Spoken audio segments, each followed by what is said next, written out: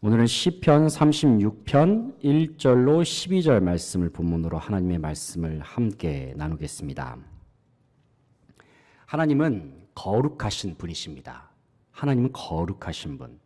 여기서 거룩이라는 단어는 원어적 의미로는 더러움과 철저하게 분리된 상태를 말합니다. 이런 의미에서 하나님이 거룩하시다는 말씀은 하나님께서 절대적으로 깨끗하신 분이시고 절대적으로 의로우신 분이심과 동시에 절대적으로 선하신 분이심을 가리킵니다. 그래서 하나님은 모든 선과 악의 기준이 되십니다. 다시 말하면 하나님께서는 이 세상의 모든 선과 악을 판단하시는 기준이 되신다는 말씀입니다. 오늘 본 말씀인 시편 36편의 표제가 뭐라고 나와 있습니까? 여호와의 종, 다윗의 시라고 나와 있습니다. 여호와의 종. 여기서 시편 기자인 다윗이 자기 자신을 가리켜서 여호와의 종이라고 밝히고 있습니다. 분명 그의 신분은 이스라엘에서 가장 높은 왕의 신분입니다. 하지만 다윗은 하나님 앞에 서 있는 자신의 모습을 가장 낮은 자리에 위치한 종이라고 묘사합니다. 그러면서 다윗은 자신이 하나님의 종으로서 주인이신 하나님의 뜻을 모든 백성들에게 가르치고자 합니다. 특별히 다윗은 본문을 통해서 하나님께서 판단하시는 악인과 의인의 기준을 사람들에게 알려주기를 원하고 있습니다. 다시 말해서 이 세상에는 분명 하나님께서 의인으로 인정하시는 사람도 있지만 반면에 하나님께서 악인으로 여기는 사람들도 분명히 있음을 말씀합니다. 세상 사람들도 자기들 나름대로의 의인과 악인에 대한 기준이 있습니다. 예를 들면 착한 일을 많이 하면 좋은 사람이다. 사회에 많은 공헌을 하는 사람이 좋은 사람이다. 어려운 사람을 많이 도와주는 사람이 좋은 사람이다. 이런 기준으로 많은 사람들이 생각하곤 합니다. 그리고 이 자리에 있는 저와 여러분도 이 부분에 대해서는 크게 이의를 제기하지는 않을 것입니다. 그런데 하나님께서 말씀하시는 의의 기준은 일반적으로 많은 사람들이 생각하는 의의 기준과는 다릅니다. 그렇다면 하나님께서 말씀하시는 의로움, 하나님께서 말씀하시는 의의 기준은 무엇일까요? 그것은 한마디로 말하면 하나님을 경외하는 것입니다. 하나님을 경외하는 것. 어떤 사람들이 하나님을 경외할 수 있습니까? 하나님의 살아계심을 인정하는 사람만이 하나님을 경외할 수 있습니다. 하나님이 어떤 분이신지 아는 사람이 하나님을 경외할 수 있습니다. 그리고 하나님이 어떠한 일을 행하셨는지를 아는 사람, 하나님께서 행하신 일들을 경험한 사람만이 하나님을 경외할 수 있습니다. 사랑하는 성도 여러분, 왜 우리는 지금 예배당에 나와서 예배를 드리고 있습니까? 왜 이 시간에 함께 모여서 함께 하나님을 찬양하고 기도를 드립니까? 왜냐하면 우리는 살아계신 하나님을 경험했기 때문입니다. 하나님이 정말로 살아계심을 인정하기 때문입니다. 그리고 하나님이 우리에게 어떠한 일들을 행하셨는지를 우리는 생생하게 체험했기 때문입니다. 그래서 우리에게는 함께 모여서 하나님을 예배하는 것이 너무나도 당연한 일입니다. 하지만 세상 사람들은 그리스도인들이 교회에 모여서 하나님을 예배하는 것을 이해하지 못합니다. 더군다나 코로나19와 같은 상황에서는 왜 굳이 이러한 방역의 엄중한 상황 속에서 예배당에 모여서 예배하느냐? 방역이 중요하지 예배가 중요하냐? 이런 말로 예배를 드리려 하는 그리스도인들을 비난하고 조롱하기도 합니다. 그런데 하나님께서는 오늘 본문 말씀을 통해서 분명히 말씀하십니다. 그것은 온 천지 만물을 창조하시고 천지 만물을 지으신 하나님께서는 그러한 하나님의 기준에서, 하나님께서 생각하시는 기준에서는 하나님을 경외하는 마음으로 주님을 예배하는 자들이 하나님께서 보시기에 의인이고, 반면에 하나님을 두려워할 줄 모르면서 자기 마음대로 살아가는 사람들은 악인이라고 분명히 말씀하십니다. 이 세상에서 모두가 알만한 죄악을 저지르고 나쁜 일을 일삼는 사람들만이 악인이 아닙니다. 그의 마음속에 하나님이 없다고 여기고 하나님을 두려워할 줄 모르면서 살아가는 모든 사람들, 바로 그 사람들을 가리켜서 하나님께서는 악인이라고 말씀하십니다. 왜 하나님을 부인하는 사람들이 악인입니까? 왜냐하면 하나님이 절대적인 선이시고 하나님이 절대적인 의로움이신데, 만약에 하나님께서 그 사람 속에 함께 하시지 않고 또 하나님을 거부해 버린다면 그 사람의 마음속에는 악함만 존재할 뿐이기 때문입니다. 그래서 오늘 본 말씀 1절, 2절에서는 악인들의 내면 상태를 이렇게 말씀하고 있습니다. 1절, 2절 말씀을 함께 읽겠습니다. 시작. 악인의 죄가 그의 마음속으로 이르기를 그의 눈에는 하나님을 두려워하는 빛이 없다 하니 그가 스스로 자랑하기를 자기의 죄악은 드러나지 아니하고 미워함을 받지도 아니하리라 함이로다. 아멘.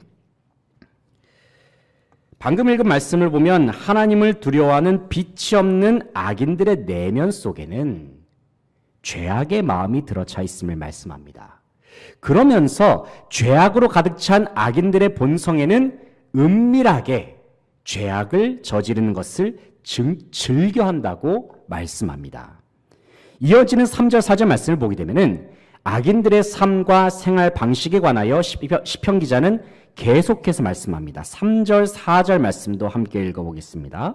3절, 4절 시작. 그의 입에서 나오는 말은 죄악과 속임이라. 그는 지혜와 선행을 그쳤도다. 그는 그의 침상에서 죄악을 꾀하며 스스로 악한 길에 서고 악을 거절하지 아니하는도다. 아멘. 3절 말씀을 보면 죄악으로 가득한 악인들의 마음에서 나오는 말들은 죄악과 속임수뿐이라고 말씀합니다. 이어지는 4절 말씀에서는 악인들의 삶의 방향을 이야기하고 있습니다. 스스로 악한 길에 서고 악을 거절하지 않는다 말씀합니다. 하나님을 두려워할 줄 모르고 하나님이 없다고 말하는 사람들이 즐겨 선택하는 길은 악한 길입니다. 이것은 내가 악한 길을 선택해야지라고 꼭 의지적으로 선택하지 않아도 그들은 자연스럽게 악한 길로 향하게 되어 있습니다. 왜냐하면 그것이 그들의 본성이기 때문입니다. 그런데 문제는 악한 길의 끝에는 영원한 사망이 기다리고 있다는 사실입니다. 하지만 악한 길에서 떠나서 하나님께서 기뻐하시는 의인이 된 사람들의 모습에는 악인들의 삶의 방식과는 너무나도 큰 차이가 있습니다. 먼저는 그들이 바라보는 삶의 관점이 다릅니다. 그들의 모든 삶 속에 하나님의 함께하심을 인정합니다. 의인들은 하나님이 이 세상에서 역사하시고 함께하심을 바라보고 있습니다. 하나님이 자신의 모든 생활 속에서 언제나 함께 계심을 느끼고 있으며 바라봅니다. 그리고 하나님이 자신의 마음속에 함께 계심을 바라보고 느끼고 있습니다.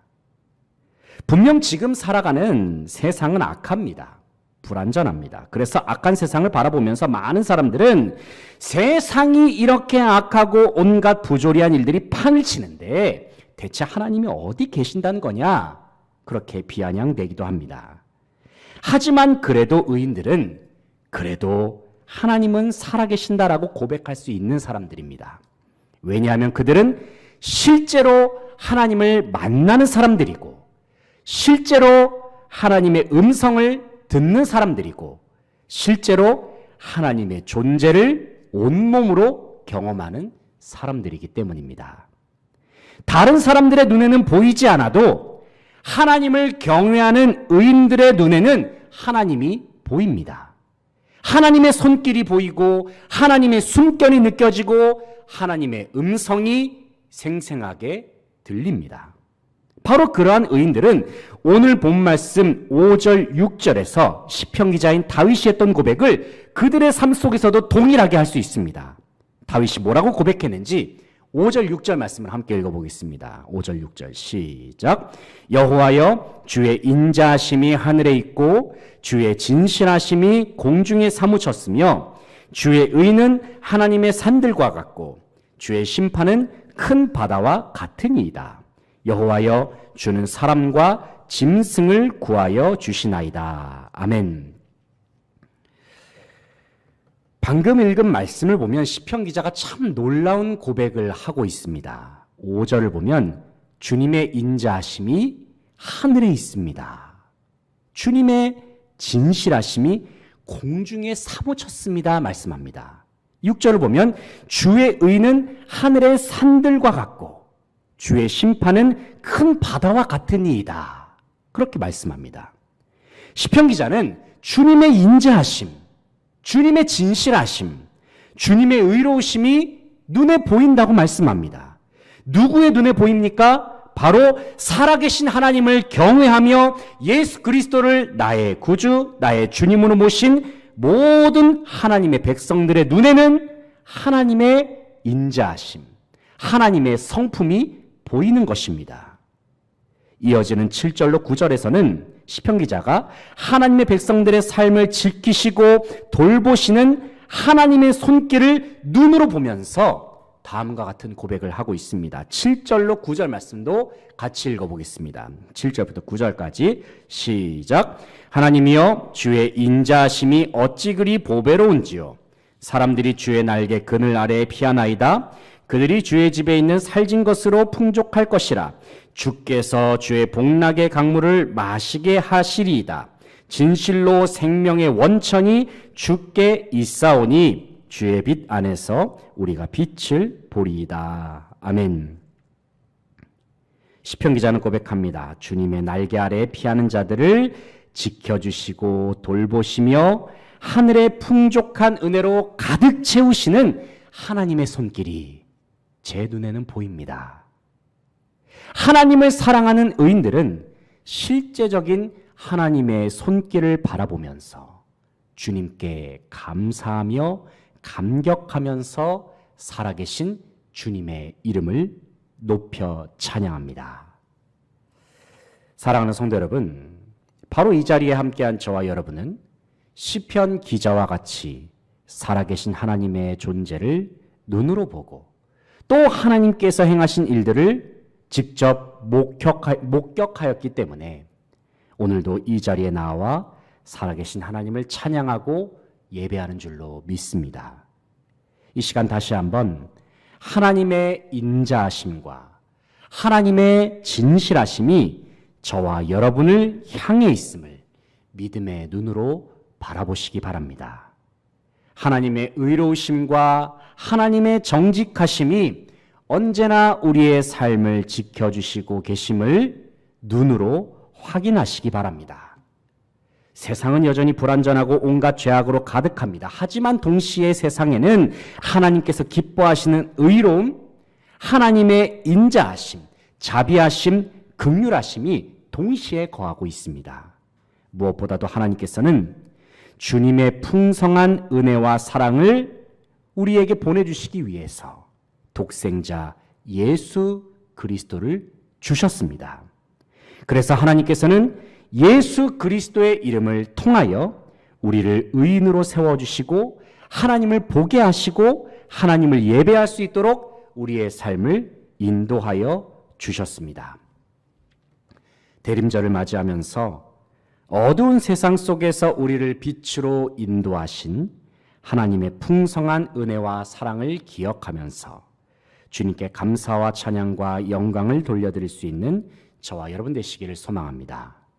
하나님을 바라보는 힘으로, 하나님을 의지하는 힘으로, 특별히 우리 주 예수 그리스도의 이름을 완전히 신뢰하는 믿음으로 모든 주어진 삶의 현실 속에서 승리하면서 또 주님을 기다리면서 주님과 동행하는 모든 성도들 되시기를 간절히 바라고 소망합니다.